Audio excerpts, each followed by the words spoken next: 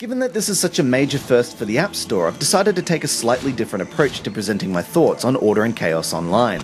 The good news is that this opens up the door on checking out some other great titles, but for now let's focus on one thing at a time. There's just no getting around it, but with a juggernaut like World of Warcraft dominating the MMORPG scene on desktop computers, it's hard not to use it as a yardstick for any new MMO release. And yes, as usual, this Gameloft title bears more than a passing resemblance to its inspirational game, but for those familiar with various MMO titles, things take a different turn early on.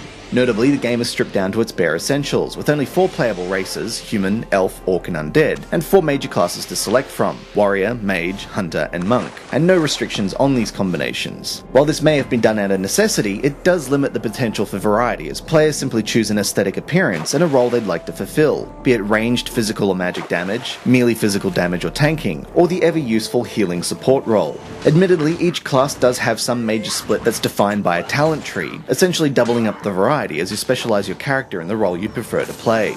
Even still, it's hard not to be a little impressed as you find yourself playing the game online with many other players while using a handheld device. Sure, you're limited to playing via Wi-Fi for now, unless you happen to have a jailbroken device, but the power of being able to jump in at any time into a living, breathing world full of other gamers, even for a short while, is a rare treat. So if you're looking for a downside, you'll need to look somewhere else, like the controls and the gameplay.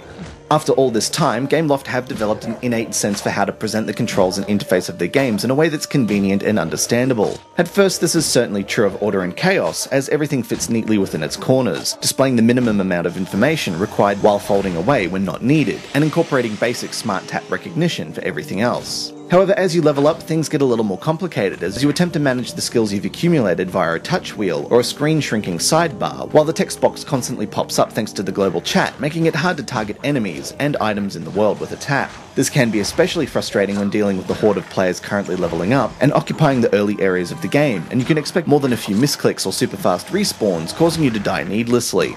For those more familiar with the variety of MMOs out there, it's easier to compare Order and Chaos Online to the glut of free MMORPGs currently available for desktop computers, as the game relies heavily on players considering the use of services such as purchasing golden runes with money to exchange for bonuses and vanity items in-game. For the initial price of purchase, you get 3 months of gameplay, and further blocks of gameplay can be purchased starting at 99 cents a month. So it's not a terrible burden for those that wish to continue playing, and unless your time is very limited, it seems entirely possible to do just about everything within the 3 months you're given. An achievement of this magnitude isn't an everyday occurrence, and in time things will hopefully only get better, making Order and Chaos Online a definite pickup for fans of MMO titles. If you're more into RPGs for the story and mechanics, you'll need to dig deeper, as the world of Order and Chaos is a little thin on the epic storyline, and combat is made a little bland out of necessity thanks to the limited interface. Either way, it's hard not to feel impressed at the execution of this game, and you're bound to get some enjoyment out of the experience.